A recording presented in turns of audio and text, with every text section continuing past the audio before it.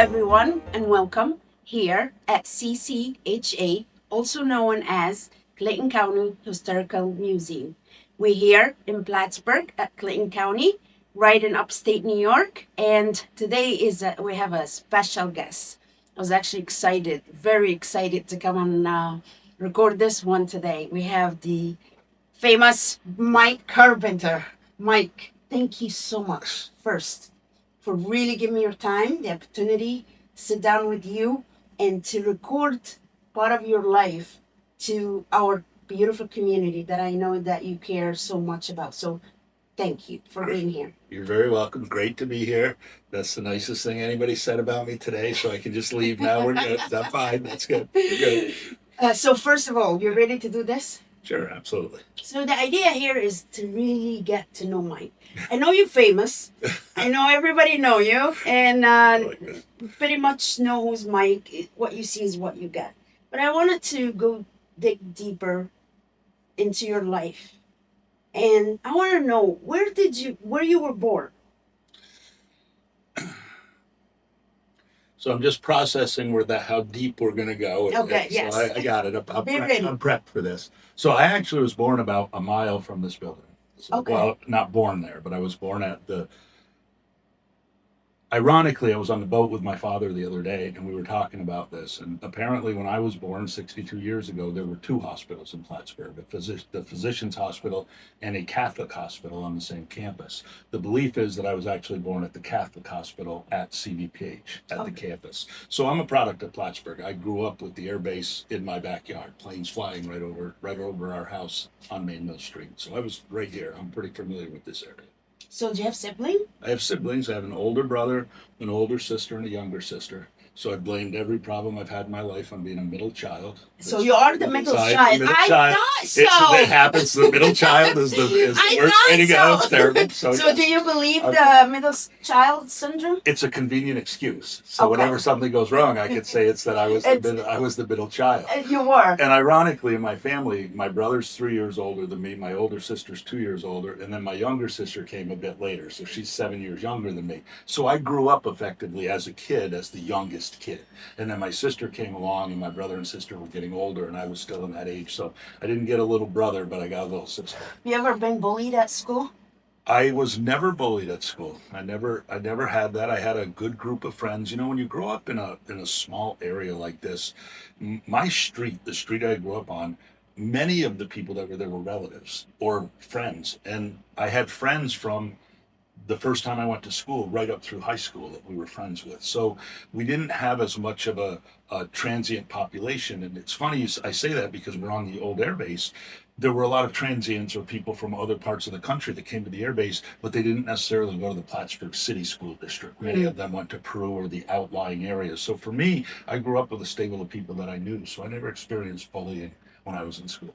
What did you like high school more? Do you have more memory in high school or middle school? So you know my story, and we'll probably dive into it. And I will tell you that I didn't like school, and I wasn't a good student, and a lot of that was if I didn't like the material. I wasn't good at saying, well, I know this will benefit me sometime, so I need to learn it. So if you put me in a math class, which I was very good at, I got 100. If you put me in an English class, which I didn't like, I would get an incomplete or fail just because I didn't want to do the work. I wasn't engaged with it. So I wasn't necessarily a good student. Not that I didn't have the mind to think. I just didn't have the desire to want to do that. So is it safe to say the reason for your success is that you do what you like, not what you enjoy, not what you have to learn or good for you? Well, I mean, I think that simple question becomes a much bigger, collection of answers. But I think for me, one of the things that my parents instilled in me early on was work ethic, and that if I wanted something, I had it, nothing was just given to me. Even though my parents did okay for themselves, and I grew up in an upper middle class household, I was working in my father's pet store when I was 12 or 13 years old, a few hours a week, so that I could get money. That was kind of the allowance. So it was instilled in me that no matter what, I was only going as far in my life as I was willing to push myself. The funny thing about that, and you tied into school, there wasn't necessarily, my parents weren't anti-education, but there wasn't a push for how important formal education was. They would have liked me to be a better student, obviously, but there wasn't that push for it. And I knew early on that I was not destined for a college or, a law degree or any of those things. As much as I liked it, I was like, I can't spend that kind of time in school. Do you have a moment in your life where you wake up in the morning and you are a different person because something huge happened that changed you forever? Well, yeah, I mean, I have a moment that I'll tell you is a moment of clarity that I can almost tell you the exact date. It was the month of October in 1994, and you know my story, and I'm an alcoholic and a drug addict, and I'd been gotten into recovery at 26, so I'd been 4 years without a drink or a drug, and I woke up one morning and I was like, either I was so miserable. I was so unhappy with my life. I was no longer drinking and drugging, but my life wasn't functioning very well. And I just said, okay, either go back to what I used to know and just end it and die young and live life in the fast lane, or change. And my life's been different ever since that day. I can't explain it. I don't want to get into a philosophical or a religious discussion or something, but something happened inside of me that said, either do what you need to do to be different or just go back to living the life, because this being in limbo isn't working for you. When I was 30 years old at the time. So really that's probably that moment of significant directional change in the path of my life. So you were 30 years old. 30, yeah. So have you fell in love before that while you were struggling day by day? Yeah, I don't know if I'd call it. I think when you're an addict like me, and I started very young. I started drinking when I was 9 or 10 years old. You obviously stunt your emotional growth. I didn't have a lot of emotional or coping skills, so I had some relationships, but I couldn't tell you that any of them were based in honesty or love or any of that stuff. They were just based in, I'm this age and I need to have a girlfriend, kind of. And that's not meant to diminish the people that I was in relationships with. It just, I don't think I was capable of feeling those things until later on. I admire your honesty Well, and how thank you. open you are. Thank you for It's that. it's like if anyone listen to you, it's almost like, yeah, I got nothing to worry about it. It's actually struggle part of life. When you look at when I think when you face a lot of adversity, and that adversity is somewhat public, and mine was public. I was in the paper for being arrested, and I had a lot of that adversity. You just get to this point where people already have their belief about who I am. Nothing I'm going to say is going to shock them. Ironically, if I say something that is beneficial, maybe it might help them or help somebody else. So that's always the tact I've taken. I'm not afraid to tell people who I am and what happened to me and why it happened and how it happened and the things that happened after. So the answer to your love question is I don't really know. And the other part is I'm not. That's such a hard question because I'm not even sure I can explain it. I can tell you that I have been married to Liz since 2008, and we've been together since 2000. And my love for her is different than it was in those early days, but it's not less. It's just different. And I'm more, so if you want to say the word in love, I'm more in love, I'm more caring, I'm more needy, I'm more all of those things than I was on the day I met her and on the day that I married her. So it changes as it does to people. Age, we get older, things change, circumstances change.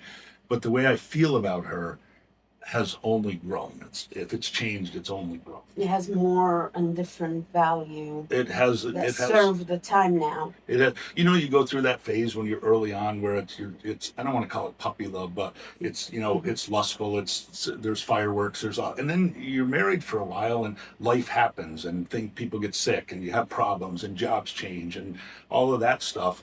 But she's still the first person I think about when I wake up in the morning and the last person I think about before I go to bed. And ironically, when anything in my life happens, good or bad, she's the first person I want to talk to. Like I don't want to talk to anybody else other than her. That's the first person I want to share that with. I don't know if that's love. Feels like it is to me. Maybe it isn't to other people, but at least for That me, is love. that's what it feels. That's what it feels like. So I think we're doing it. Like, I think so. I think love is like having your person. Yeah, exactly. She. I think I'm pretty whole. I don't necessarily love the idea of, well, I Yes. wasn't whole until I met somebody. but she does complete me. She does, like, it gives me that basis that she calls it like, you're my safe place. Like, you're my safe place. That's where I know that I can go here and be safe and be okay. I can be vulnerable. I can be upset. I can be happy. I can be whatever. And I know that she's going to be there. How do you provide the safetiness for your loved one, your wife, your person, to actually feel what Mike does to make his woman feel safe? You might safe. I don't know that I do anything other than be there for her as much as I can. Guys are different than women, and obvious. For me, I'm a fixer. My wife is an incredibly loving person who. So think about this: if somebody comes with a problem and they come to us, me, my wife and I, the likelihood is my wife is going to say, "Sit down, let me make you a tea, let me give you a hug, let's talk about what's going on." And then when they talk to me, I'm going to go, okay, tell me what the problem is. What are the three things you're going to do tomorrow to fix it? Like, Yes. we're different in that arena. Like, it's, you know what I mean? And so I have to temper that a little bit, and sometimes realize that sometimes she doesn't want me to fix her stuff. She just wants me to listen and be there and say it's going to be okay. That's not my strong suit. It's not easy for me. Sometimes when she wants to just love me because I'm hurting, I'm like, no, I need to fix this. Like, I don't need you to love me. I need you to help me fix this. So that's one of it's not a rub, but it's just different in the way that we interact with people. Do you have pet? A what? Do you have pets? A pet, yes. We have no children, so we opted not to have children. We just, this is now our fifth dog. I've had six in my life. We put two of them down in the last couple of years, which was incredibly difficult. I don't even like to talk about it. And then it's a cute story if you'll let me indulge. So about a year ago, maybe not even a year ago, I started going online looking, Pet Finder, looking for dogs. And we're pound puppy people. I don't need a purebred. I just want a dog that needs to be loved.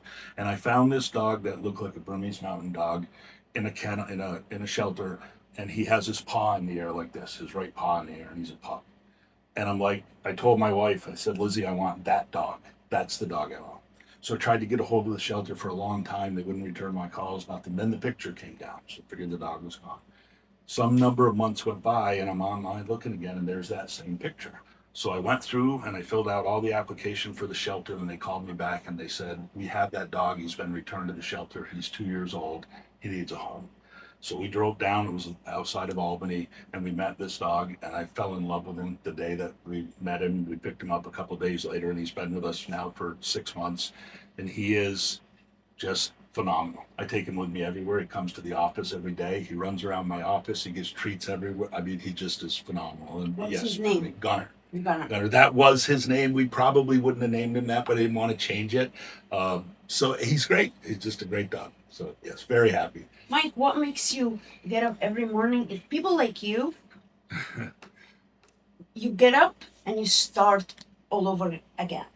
But literally, like we all say, we're gonna start the day. But no. In your case, knowing your story behind the scene, and usually when I ask questions, I don't have a script or anything like that. Just that came to my head now. How do you literally start every day again?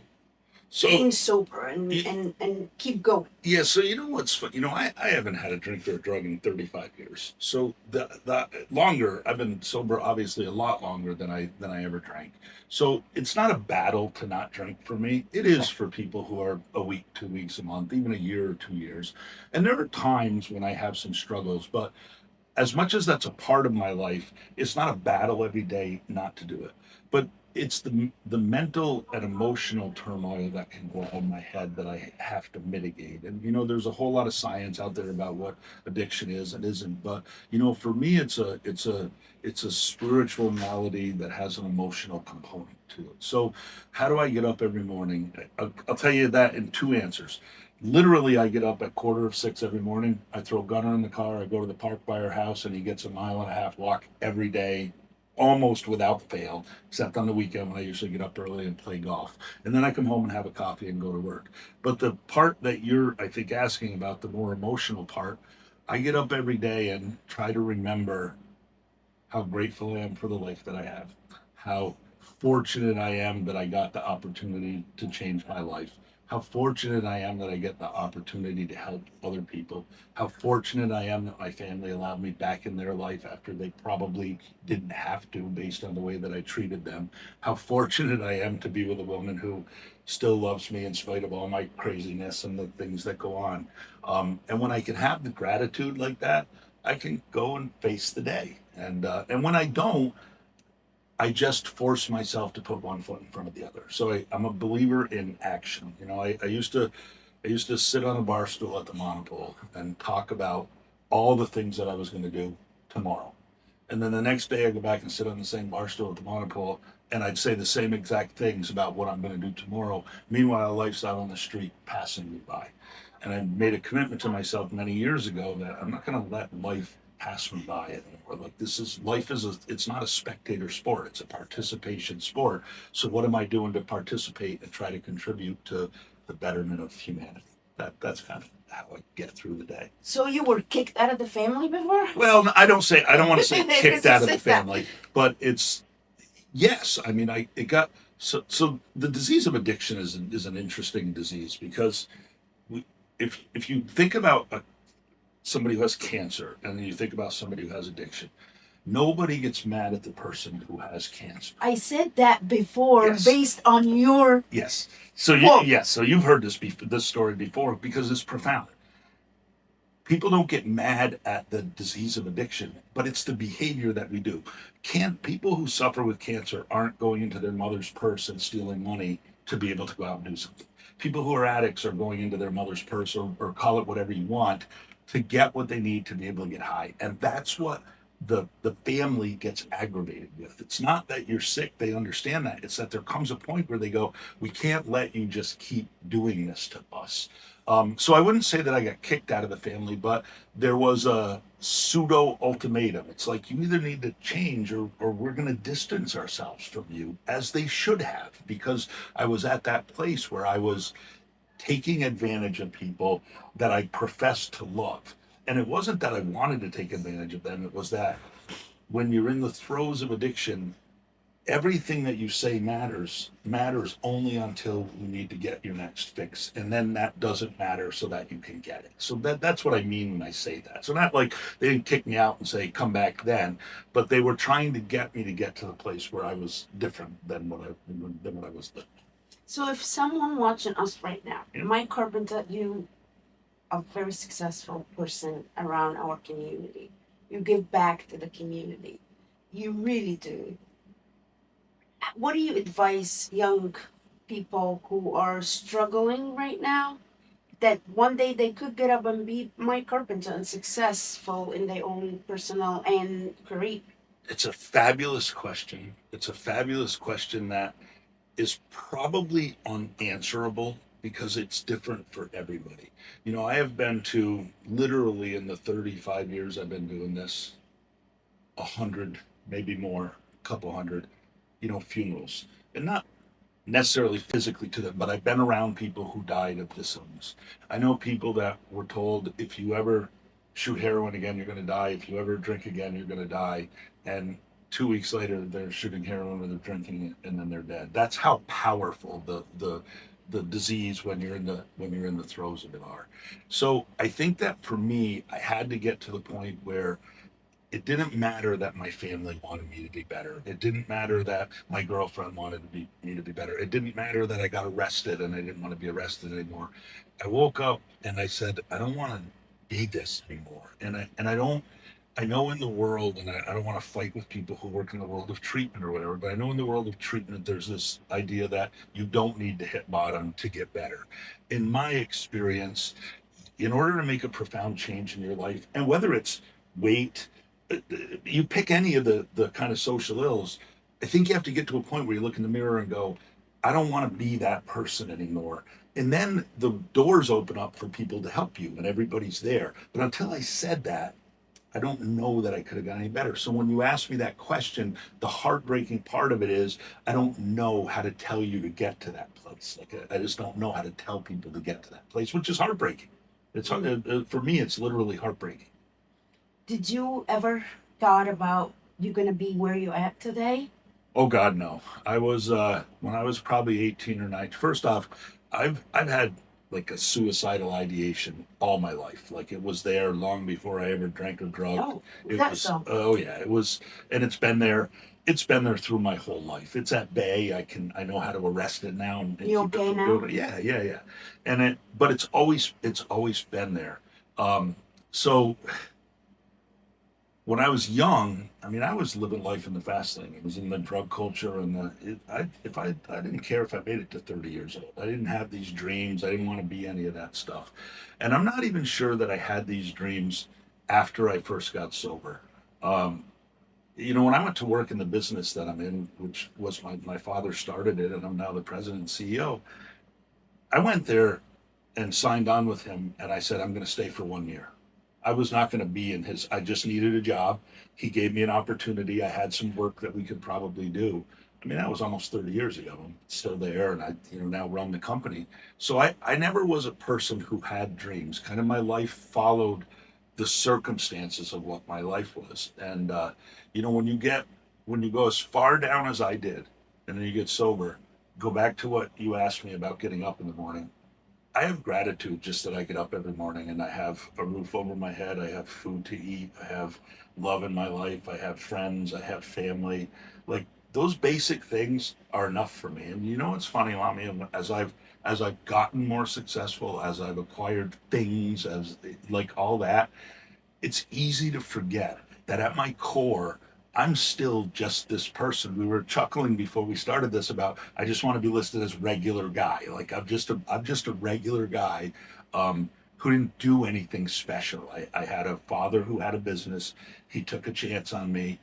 I was able to secure some work and bring it in. Like I'm not special. I just was this, and people came into my life that were great people who've helped out, and that's kind of what happened. So I wasn't a dreamer. I didn't have My these huge personal dreams. thinking about that most special people don't know they're special.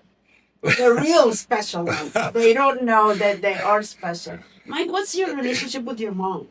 So my mom passed away a couple years ago. When my family was kind of giving me that ultimatum, my mom was one of the people who kind of fought that a little bit. I think moms just love kid. Like it doesn't matter. Dad could be a little bit like, you need to do this or else. Mom was like, no matter what happens, I'm going to love you and I'm always going to be there.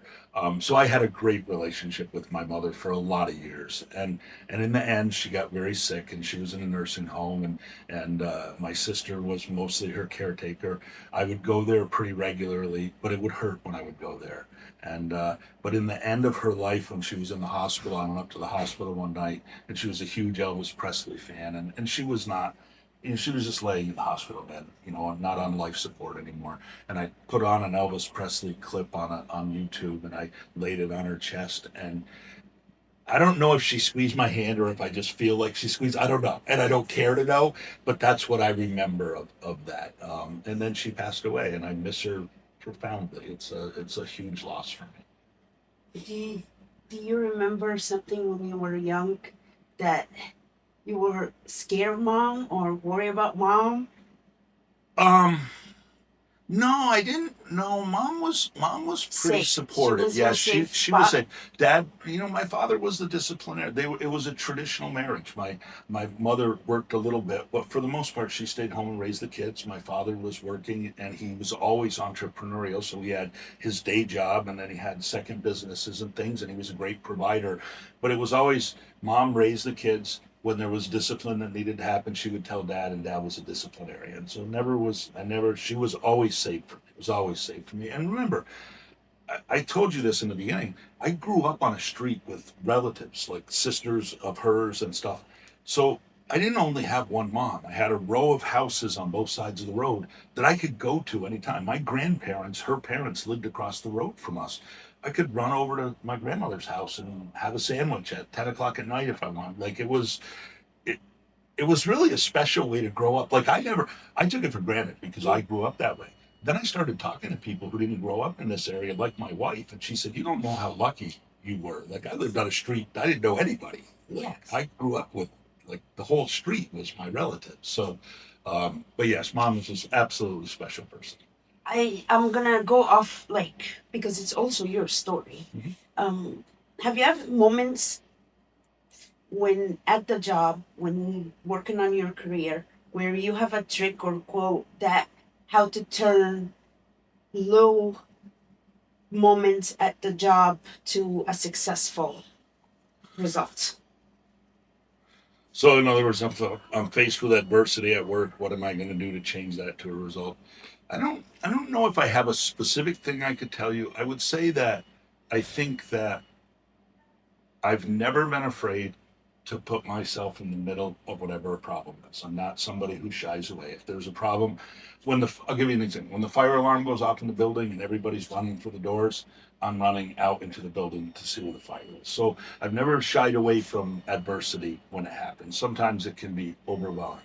But I'll give you a quote that I live by, and I don't know where I ever heard it from. It's not mine. I read it somewhere, and we're talking about leaders because you put me in that category. Although I'm not sure if I agree with you, but if I'm a leader, I think great leaders take none of the credit and all of the blame. I believe that. Like, in other words, if my company's doing well, it has very little to do with me. It's about the people who work downstream from me that come in every day and show up and do the hard work. If my company's not doing well, not that I shouldn't hold people accountable for their job, but that's on me. I'm the guy running the company. I'm responsible for it. And I think when I live in that arena, Lamia, it keeps my humility in check. It reminds me of who I am. Because it's easy to read your own press clippings. I went through that phase, where I got the business person of the year, and over a course of a couple of year period, I won a fair number of awards and things, and they're nice. But I start seeing them on the wall and thinking somehow I'm special, and it's like, no, I go back to that word. I'm not special. So I live by that adage that the people who work for me see me for exactly who I am. It's funny. I was chuckling when you said there's camera here because when I dress for work, I usually wear a t-shirt and shorts. That's how I go to work in a baseball cap. And it's funny because people see me and they're like, that guy's the president of the company. And they're like, yeah, go talk to him. He's just regular. He'll just talk to you like you're normal. He doesn't care. And I think that's important. I never separate myself from the other people who are there. Why do you do Thanksgiving?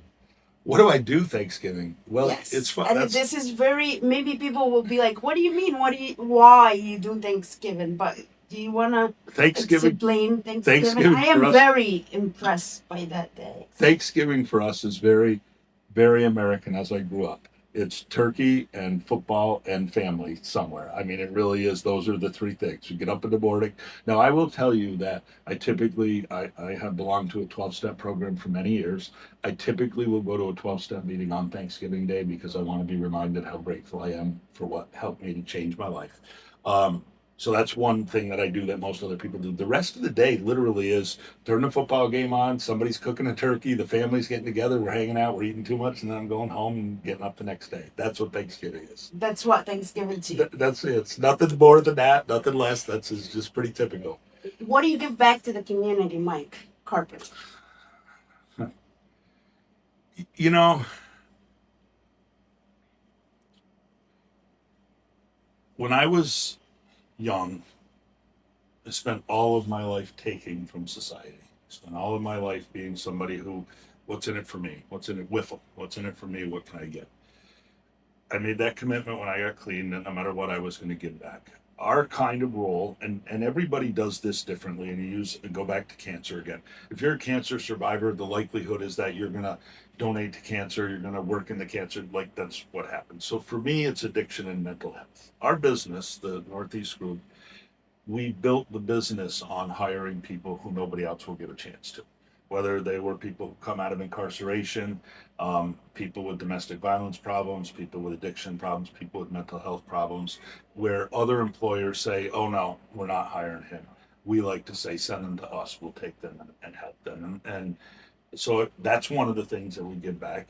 We opened MHAB 7 years ago, which was designed to help people who struggle with homelessness, addiction, those types of things. So ironically, MHAB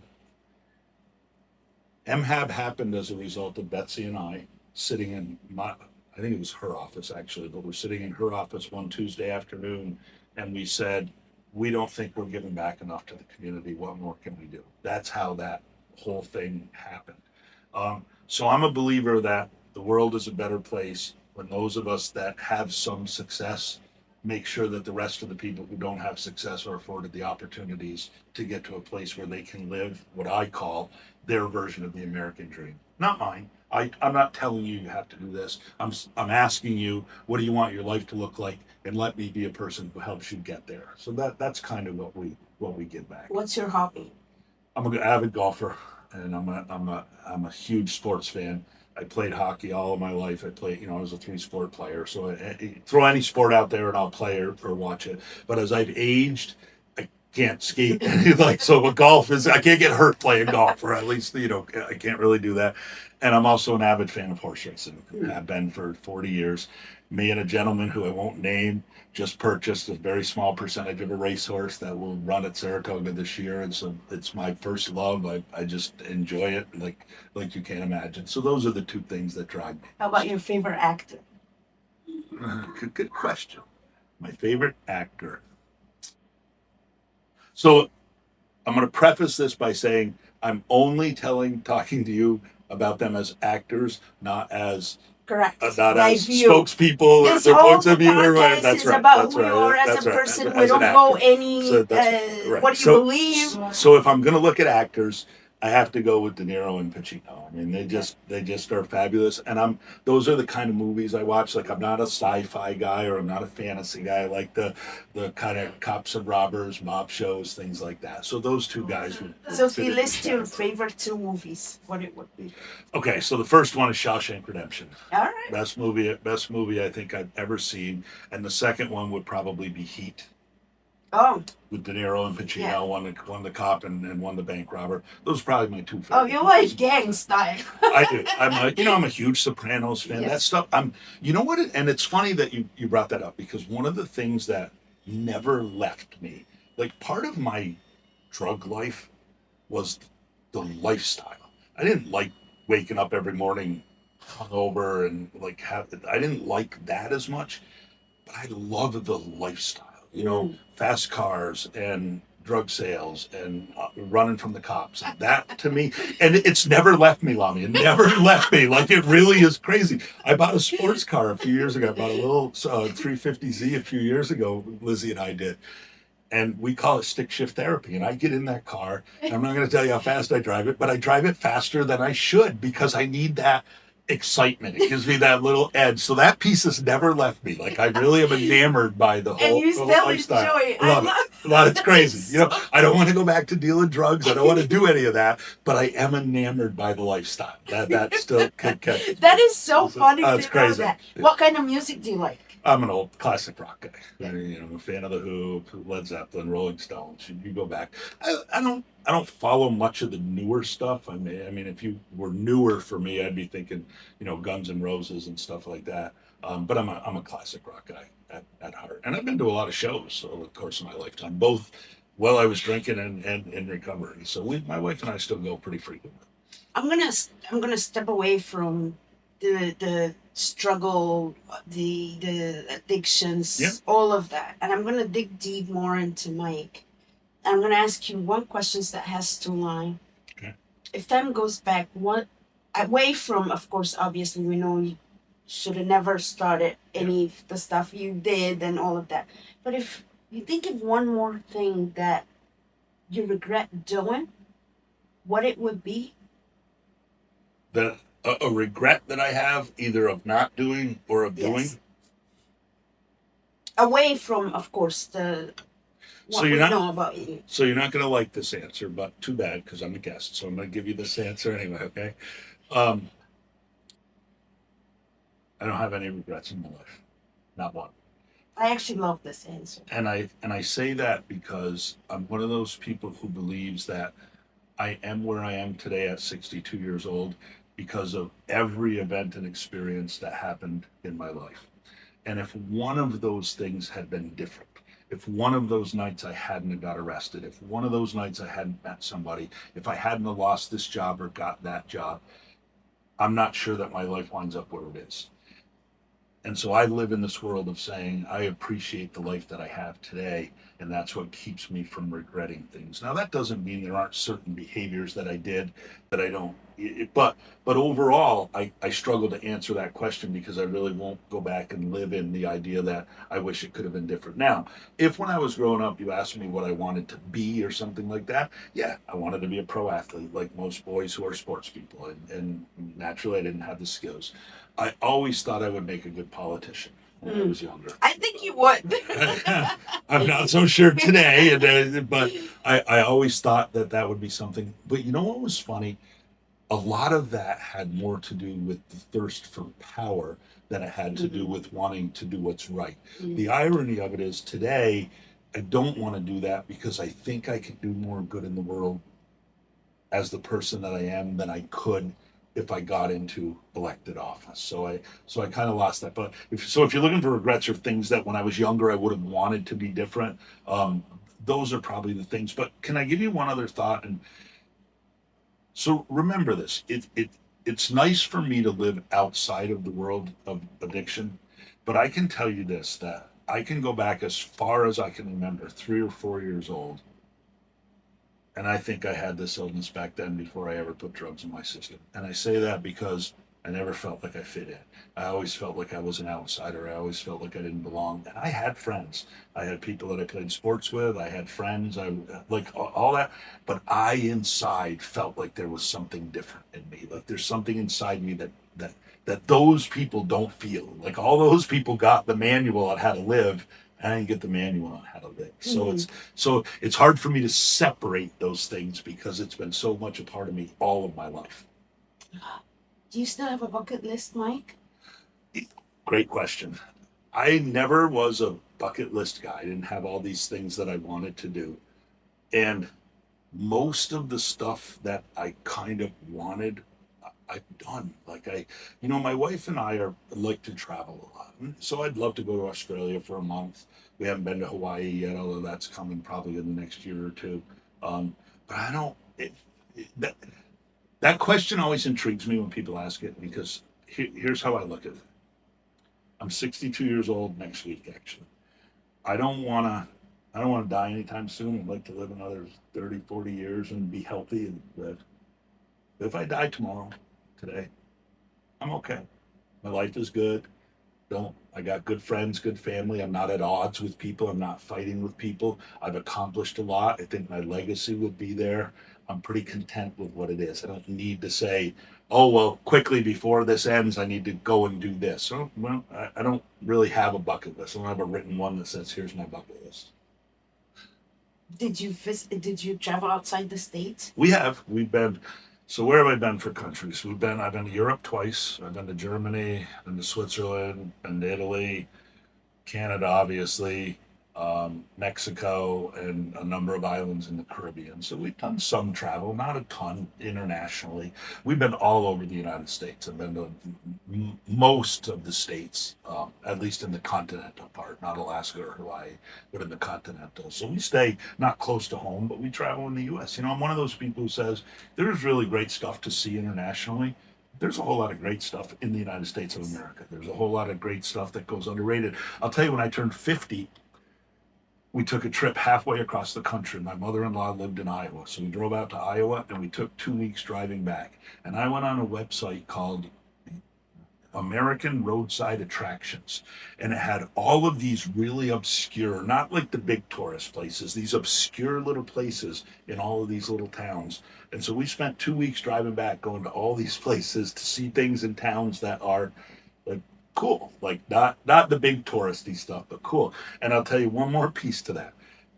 When we go away, oftentimes I'll go to a 12-step meeting in a town that I'm not from.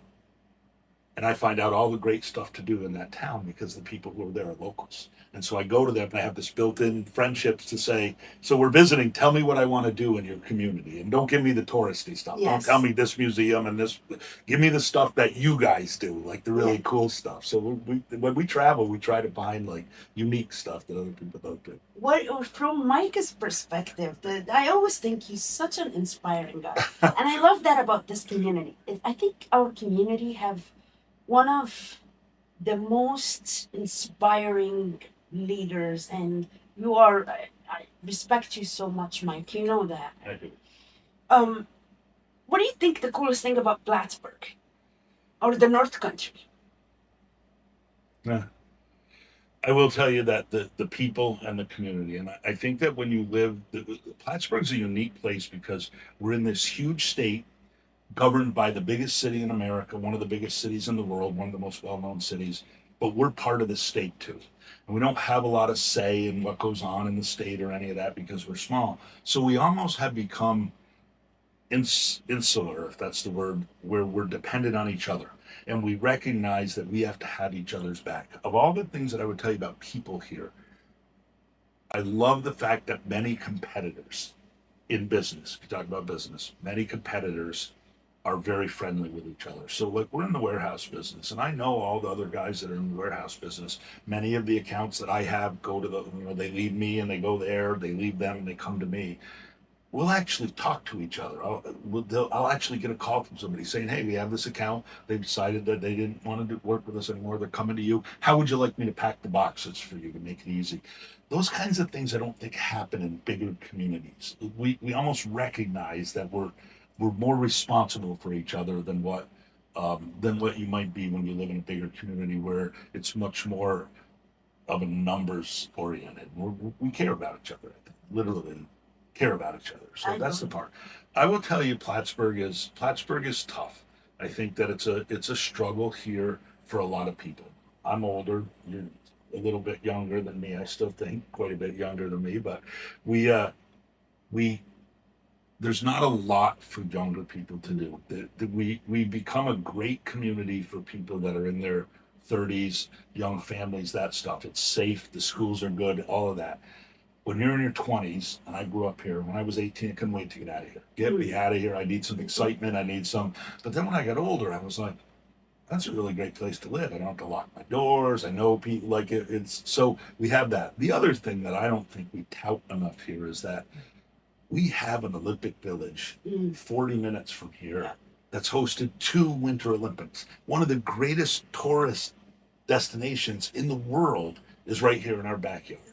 We have one of the great North American cities an hour to our north that you can get a 30% discount on because our dollar is worth more than theirs. Yeah. Like, use those. We go to Montreal all the time. I mean, so I don't think we do enough of that. I think sometimes Plattsburgh says, well, we have to be Plattsburgh. And it's like, no, be regional. We're Plattsburgh. We're Lake Placid. We're Montreal. We're Burlington. There's a whole lot of other stuff here other than just Plattsburgh and Lake Champlain. Sometimes I don't think we do a great job of You see, someone I wanted to spend all day talking about all kind of stuff. We wanted to have the just respect the time that we go into air with this. Mike, I can't thank you enough. And honestly, you are a very inspiring leader to the community. I see what you do and what you did. I want you to be a Rotarian with us. When are you gonna do that? You want what? You want to be a Rotarian? Have you ever thought about that? So You're hosting the show. we do host the show. So I'm gonna give you the politically correct All right, answer. all right. Okay.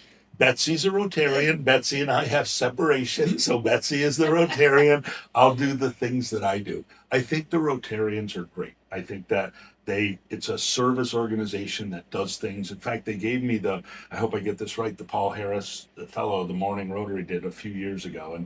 And it's a great honor and it's a great organization.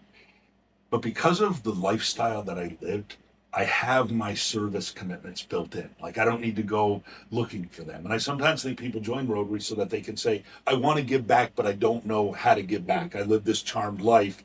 Oh, Rotary is a great place because that's what they do. They give back. So for me, I have enough other ways of giving back. So that's my politically correct answer So for you. before we close this, and I Yes. really don't want to close it. You know, I enjoy your I know you conversation do. so much, Mike. Before I close it, I want to have your word Okay. where I'll be allowed to help out at MHAB this Thanksgiving. You have my word that you can help out and have this thing. Because, they push people out. I know. This year it's going to be different. And you have my word that you can help out at MHAB anytime Thank we you, do something Mike. over there. Thank I would you. love to have you over there. Thank you. That's as deep as you're going to dig. That's it. We're good. That was easy. Thank you, Mike. I can thank you enough. Thank you for everything you do. I truly appreciate you. So thank you. Thank you for having me. I had a blast. Oh, me It's too. great. Okay, upstate New York, Plattsburgh. Thank you for listening to that. And please be ready. Thank you. And good night, everyone.